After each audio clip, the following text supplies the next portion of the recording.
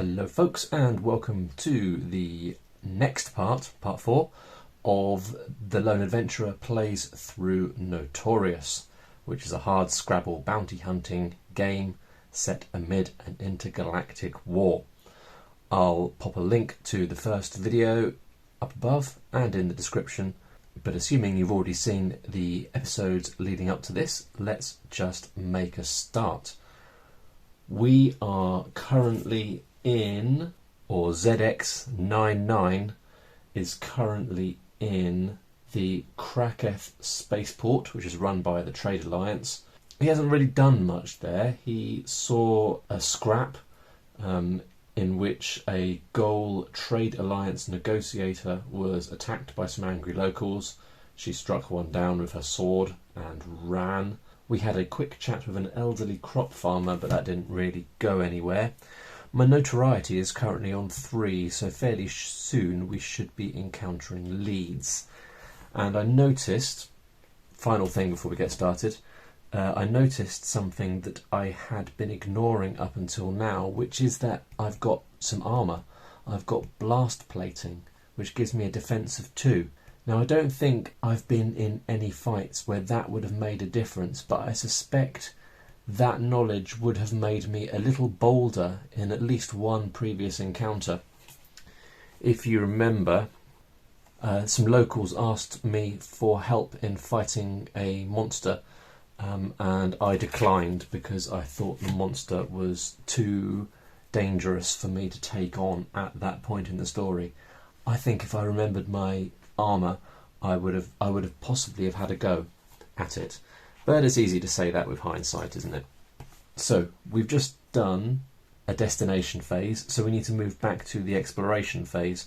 And this, if you recall, is the point at which a greater degree of notoriety might actually progress the story. So if I roll a 5 or a 6, then I will encounter a lead. Well, no, if I roll a 5, I will encounter a lead. 2. My notoriety is not 6 or higher, so we will roll on the exploration events table. 6, 6. You wake up in your camp to find something personal has been stolen. A clear set of tracks extends off into the distance. Roll a die. 1. The thieves are long gone and you lose 1 motivation. What has been taken from you and how was it related to your origin? Right, so I lose 1 motivation, which is a shame, but at least I've got a decent amount of motivation. So I've decided that the item that was taken from me, I could only really think of 1 item, so I decided to go with that one, is my creator's security tag.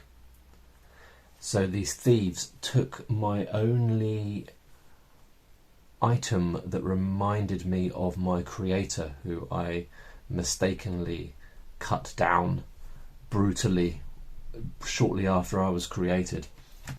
I think what I will say is if I come across some shady individuals who might have been these thieves, maybe I'll roll a dice and give it a 50-50 chance as to whether they are, and give me an opportunity to take back the security tag. I don't know. We'll see. We'll see how it goes. But obviously, ZX99 will be devastated that the security tag has been taken. Anyway, let's carry on to our next destination. 4. You arrive at a small town run by locals. Is this somewhere we've been before? I don't think it is. It's a research station. So it's a small town that's built up around a research station. And as a reminder, that's me looking at my list of major destinations. And number 4 is Juta Research Station. And so that 4 corresponds to the 4 we just rolled, just to give a bit more flavour to the locations you're going to. So I can roll on the destination events table or speak to a local and then rest to gain 1 motivation. I don't really need any motivation, so let's roll on the destination events table. 2, 3. Okay. People travel from all over to visit the clinic of a renowned healer or doctor. It seems their services are in demand. Roll a die. 3. You join the line, but someone reacts to your scar and you feel it's not worth the hassle. What bothered someone about your appearance? Okay, so nothing is really happening. We're just getting a little flavour event here. Alright, so I changed it from a healer, which I didn't think really made sense for a bot such as ZX99. So I've written that we joined a queue to see a renowned bot mechanic, but someone noticed my new Uprising logo, because if you remember, I have the new Uprising logo essentially tattooed on me because I worked for the new Uprising, who are like the rebels in Star Wars. So someone noticed this and got angry and started to point and shout, so I got out of there. Alrighty, so we are back on the exploration. Let's see what happens this time. 5. Oh ho ho. If your notoriety is 3 or higher, you encounter a lead. My notoriety is 3 or higher, so we're going to come across a lead for the first time in the game. So as a reminder, a lead is a certain type of person that you encounter, or that your nomad encounters, a certain type of person who is a known associate of the target. So after all this searching and asking questions and looking around on the planet, I finally come across someone who knows of Rudi Vallay and can hopefully give us some information. Leads may provide clues about the target's goals and offer an opinion on their actions, or they may simply be another person in the way. So to create a lead, first roll for a showdown to establish the location where you encountered them in the wilderness. For the first and second leads, roll on the species and personality tables to determine their key information, then roll on the leads table to discover who they are. Okay, so we've got a showdown table, and this is going to tell us where we encounter this lead. I'm going to roll both dice at once. 5 and a 1. So 5 is the site. You feel drawn to them in the ruins of a mystic temple full of whispers and strange symbols. And 1, you're both caught in a heavy rain, wind or sandstorm obscuring your vision. So I've written that I have come across a temple built from old cargo containers during a brutally windy storm. So I figured it would be something built out of modern man-made stuff, since this is an aquatic planet and everything we're coming across is made, as it were, and platforms and ships and things of that nature. So somebody a long time ago built a temple using cargo containers, and that's where we're going to encounter our first lead. So we need a species and we need a personality. Okay, rolling for the species. 6. So a Talok. That's interesting. Have we not? We've had a Talok already, haven't we? No, that was a Lektok. Lektoks are the insectoid species, and Taloks are a reptilian species. So we've come across a reptilian individual, a Talok individual, and this Talok is angry, argumentative, or loud. So let's say argumentative, and I'll pick one of the names as well. So I've added that I encounter a lead who is called Zeke and is an argumentative Talok. Now we need to roll on the leads table.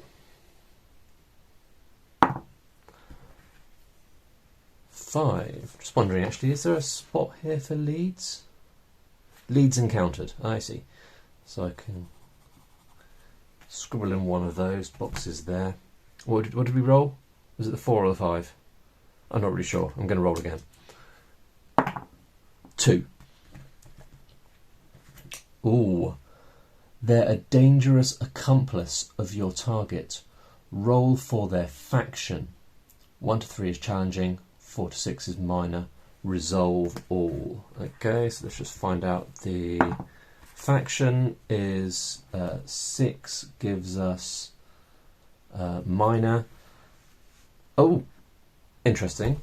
Interesting. So Zeke is of the Red Moon faction. And the reason that is interesting is because we were hired by the Red Moon. So I'm just reminding myself the Red Moon Syndicate is a secret but influential crime organisation. And they like to use agents, assassins and spies. So we've now found out that one of the leads, one of the close associates of our target, actually works for the organisation who hired us. Cool. Resolve all. 1. How have they gained a reputation as a particularly brutal fighter? Then I need to speak with them. And then they attack me in melee. Yikes. But a fight is good because... Actually, I can see a lot of these end in fights. Most of them end in fights. All of them, maybe? Because that will increase my notoriety. Alright, so I've written that Zeke is a well-known fighter from the Red Moon's underground bare fist fighting clubs. Let's speak with Zeke. 2 and 2, but I'm adding on half my favour, which will give me more than 2, so I am successful. We're speaking with a lead or a target, so we're going to be rolling on this table that we haven't used before. 2. Your target was coerced into their actions. How were they held to ransom or otherwise made to do it?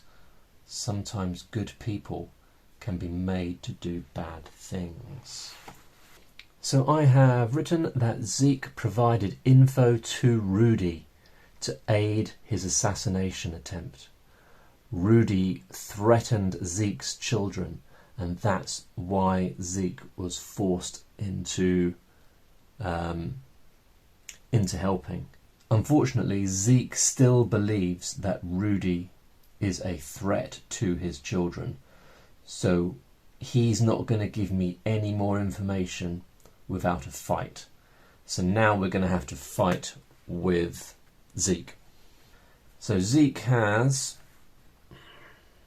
a +2 attack modifier, and he has a +1 defense. And as I mentioned earlier, I have +2 defense, or 2 defense in total.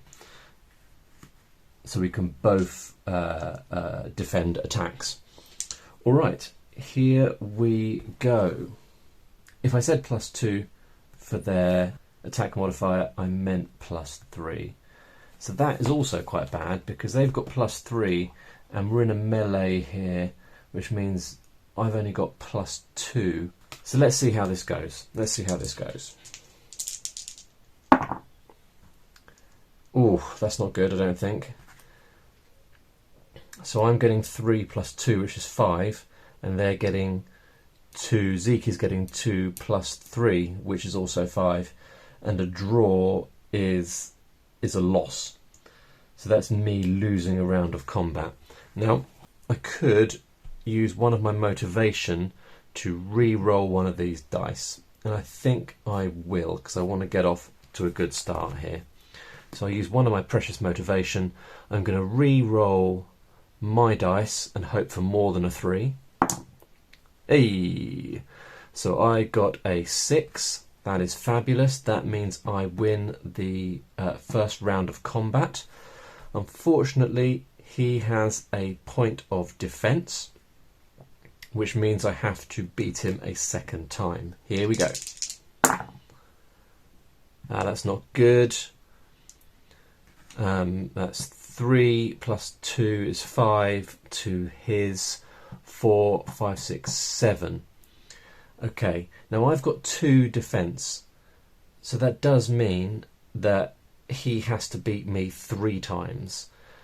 So I have to beat him 2 times, he has to beat me 3 times. I hope that makes sense, because he has 1 point of defence, which means my first attack to him is deflected. I have 2 points of defence, which means my first 2 successful attacks on him are deflected. Right, so I've won 1 attack, he's won 1 attack. Oh, that's good. No, it's not, that's bad. So this time round, I'm rolling 5 plus 2, which is 7. He's rolling 6 plus 2, which is 8, which means he is succeeding. Now, that's not the end of the world, because I still have 1 point of defence. So I've won 1 round of combat, he's won 2 rounds of combat. So this is the final round, because if I win it, I win overall. If he wins it, he wins overall. I hope that makes sense. I do, now I'm saying it out loud, it feels a bit sort of complicated. But maybe I should have written a little chart or something to show what's going on. Who knows? Anyway. Okay, good. So I'm getting 2 plus 2, which is 4. Oh, it's not good, because he's getting 1 plus 3, which is 4. So that's a draw, which means we are on... It means he would theoretically win. So obviously I'm going to have to use one of my motivation to re-roll my dice and hope for more than a 2. Whoop. Steady. 3. Fantastic. So I've got 3 plus 2, which is 5. He's got 1 plus 3, which is 4, which means that I have successfully defeated Zeke. So now I have a choice. So I can spare him to gain 1 favour, or I can kill him to gain 1 notoriety. Now, I realise I created a bit of a sob story for Zeke, that, you know, he's in this only to protect his children, but I need to develop my reputation on this planet. I need to improve my notoriety, so I'm afraid I'm going to have to kill him anyway. So I'm going to kill him, increasing my notoriety to 4. That is our first lead. Our first lead is out of the way, and we are a little bit closer to finding Rudi. Now, I guess before I killed him, I managed to convince Zeke to give me some little snippet of information that's narrowing down where I might find Rudi. So let's carry on.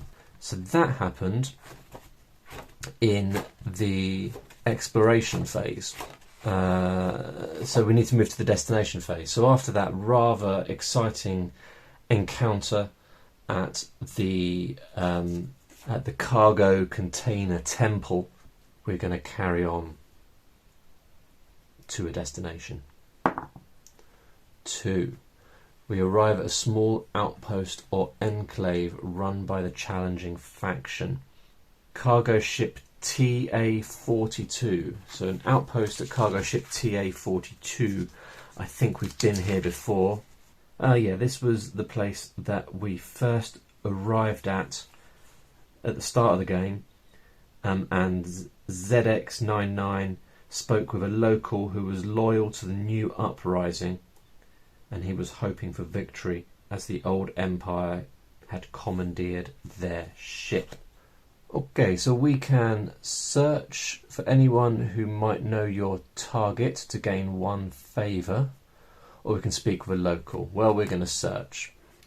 Alright, so we're going to roll on the search table. 2.